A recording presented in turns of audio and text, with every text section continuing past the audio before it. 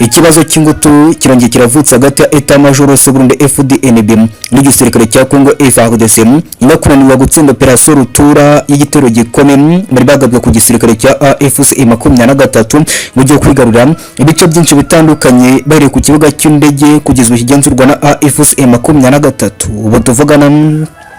bari kongera kwitana ba mwana ku batumye bongera gukubitwa na AFC M23 kuko bongeye gutakaza ibikoresho byinshi bongeye kwamburwa n'abasirikare ba AFC M23 benshi bongera kuburirwa irengero byongera kwemezwa ko bafashwe matekwa n'igisirikare cya AFC M23 ngabandi bikemezwa ko bagambanye kugeza bagahungira muri AFC M23. ibi byose byongeye kubyutsa ikibazo gikomeye imbere muri Etat Major y'u Burundi na FARDC kugeza ubu bari kwitana ba mwana mu gukomeza gutanga uduce turi gucakirwa na AFC M23. kugeza ubu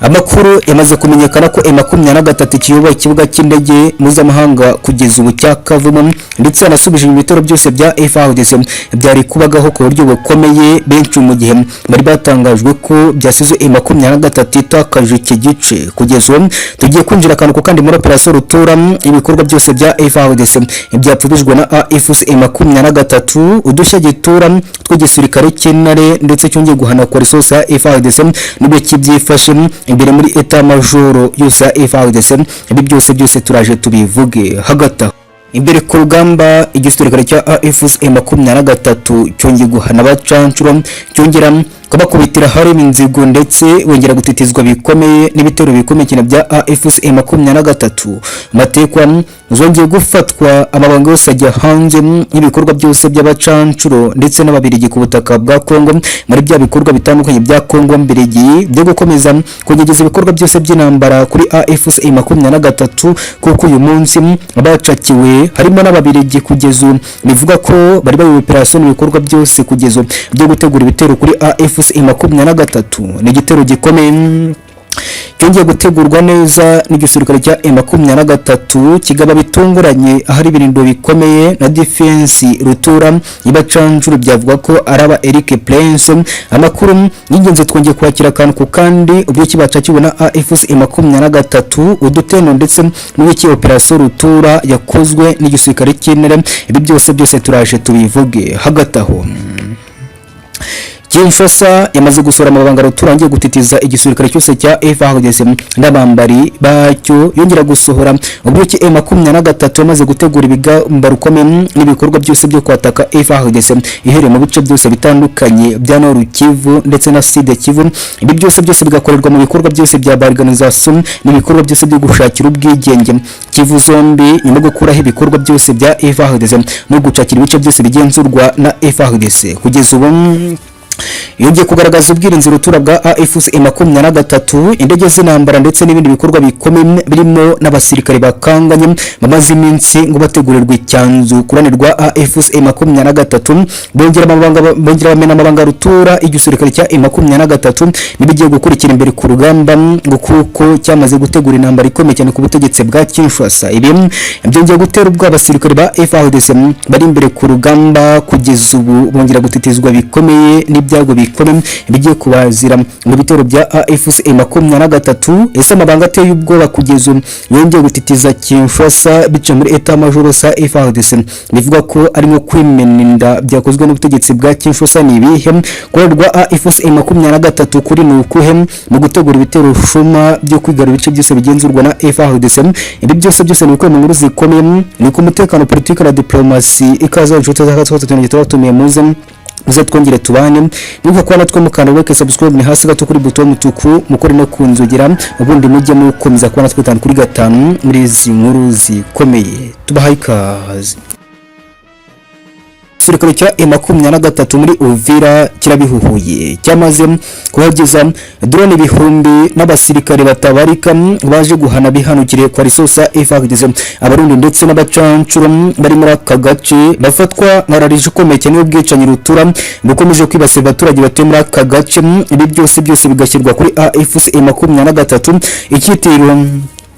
cyose cy'ubugizi bwa nabi bikorwa na coalition FARDC biciye muri etat major yose FARDC iyoboye urugamba muri aka gace mu bikorwa byose byo kurwanya AFC M23. Ibi byose byamaze gutegurwa neza n'abasirikare ba M23 ko bagiye guhagarika ibikorwa byose biyobowe n'igisirikare cyose cya FARDC ndetse n'abafatanya bikorwa bacyo. Kugeza ubu diplomatura zari zikorwa n'igisirikare cya AFC M23 ubwirinzi rutura bwongeye gutitiza Kinshasa ndetse kugeza na drone zigiye kwifashishwa mu gutangiza ibitero bikomeye byo kugabwa kuri coalition FARDC. Ibi byose turaje tubyinjiremo mu bikorwa byose byamaze gutangizwa na M23 n'uburyo Kinshasa iri kwitegura ibikorwa byose by'urugamba rutura igiye gutangizwa na AFC M23. Ibi byose turaje tubivuge. Agataho imbere ku rugamba muri teritwari ya Walikale ibitero bishya bya AFC M23 byongeye kuzengereza etat major yose ya FARDC. Abacancuro kugeza ubu bari baragijwe muri aka gace ngo mu gutegura ibitero shuma byo kurwanya AFC M23 bongeye kwibasirwa bikomeye n'ibitero bikomeye byagabwe na AFC M23 kuva mu gitondo cyo kuri tariki byibuze ndetse hamwe kumvikana ibitero bishya byongeye kuzengereza Kinshasa byaguyemo abasirikare bagera ku 8 barimo n'abacancuro kubanirwa FARDC. Kugeza ubu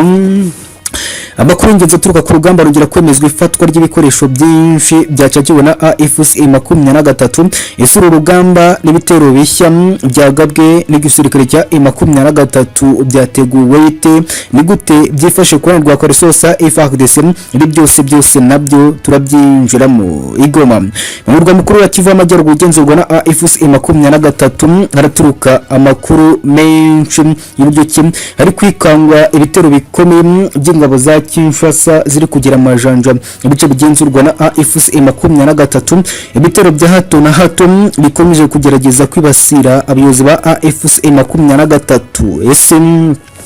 Indani muri etat major sa M23 n'urwego rushinzwe umutekano muri aka gace byifashe bite nibiki bitangazwa na etat major sa AFC ndetse na M23 coalition ya FARDC mu bitero bivugwa ko iri gutegura byo kwigarura ibice byacakiwe na AFC M23 ihereye muri umurwa mukuru mu Kivu y'Amajyaruguru byifashe bite. Ibi byose turabyinjuramo ni ku mutekano politika na diplomasi ikaze n'inshuti zakadasuka turingitoro batumiye muze twongere tubane nuko kwa natwe mukanura ka subscribe ni hasi gato kuri button mutuku mukuru no kunzogera ubundi mujye mukomeza kubana twatanu kuri gatanu muri izi nkuru zikomeye tubahaye ikaze. Imbama 23 igisirikare cy'intare za Sarambwe cyongeye gutitiza Kinshasa ku buryo bukomeye nyuma ya diplomatura y'ibikoresho birenze ibihumbi n'abasirikare batabarika bongeye gukwirakwizwa mu bice byose bya teritwari ya Uvira biteguye gusubiza inyuma no guhangana bikomeye n'ingabo za Congo FARDC. Abarundi n'abacancuro bitwa bararije komeye n'ibikorwa byose by'ubwicanyi biri gukorerwa abaturage batuye muri aka gace cyane abo kugabatutsi abavugura mu Kinyarwanda kugeza ubu n'abandi bitwa ibyitso bya AFC M23 ubwicanyi rutura bumwe butwererwa igisirikare cya M23 bukorerwa indani muri aka gace. Ibi byose byongeye gutegurwa neza ko bigomba guhagarikwa na AFC M23 mu buryo bumwe bwo kongera gukubita Kinshasa no gutatanya ibikorwa byose bya coalition yose ya FARDC kwirukana abasirikare bose barwana ku ruhande rwa coalition byose byongeye gutegurwa neza na etat major yose ya AFC M23 kugeza ubu. Ikikango ni cyinshi muri etat major sa FARDC nyuma kumenya neza ko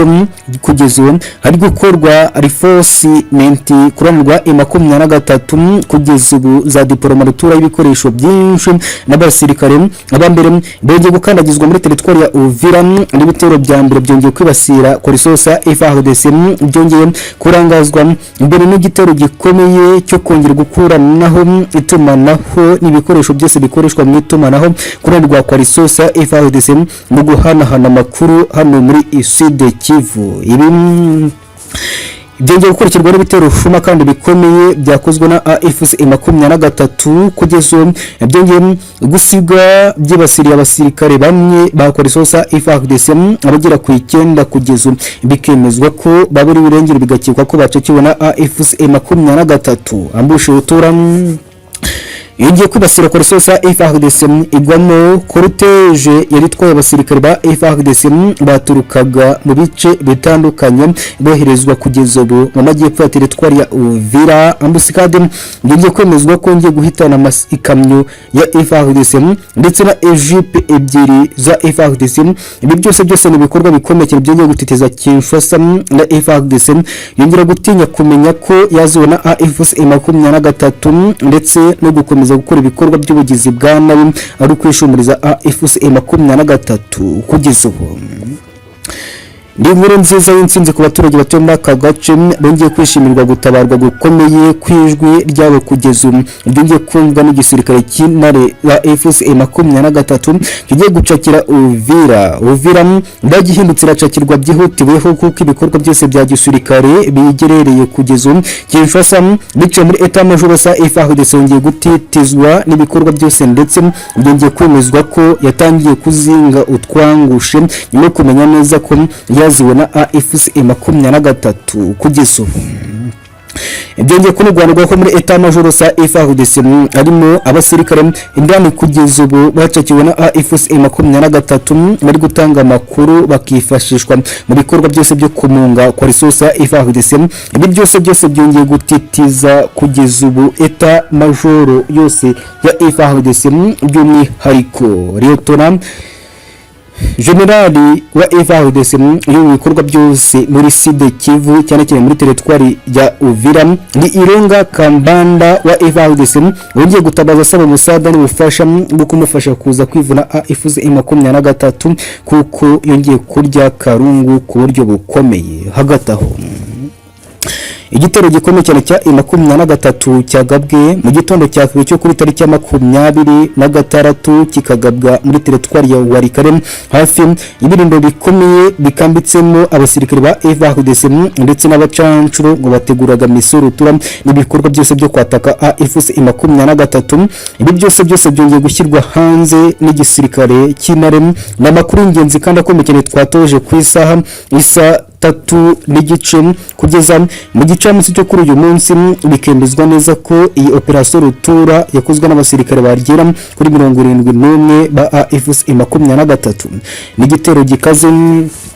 byongeye kugabwa mu buryo butatu abasirikare ba M23 bigabijemo ibice bibiri bagabitero bikomeye bakoresha inzira zo ku butaka ndetse ikindi gitero gikomeye kikanyurwa mu kirere muri drone za M23 zasenye biko bw'intwaro z'abacancuro na koresosa FARDC zari buzatake AFC M23 rivuga ko ari umugambi ukomeye cyane waburijwemo na etat major yose ya M23 kuko Kinshasa yarigeze kuritegura ibitero bikomeye byo kwataka M23 baciye muri teritwari ya Masisi bagakomeza basatira Igoma n'umurwa mukuru wa Kivu y'Amajyaruguru. Ibi byose byamaze gushyirwa hasi na AFC M23 bikiye mu bikorwa byose mu makuru ingenzi bakesha ubutasi bw'igisirikare cy'intare. Ibi byose n'indi operation rutura y'intsinzi ku gisirikare cya AFC M23 hagataho.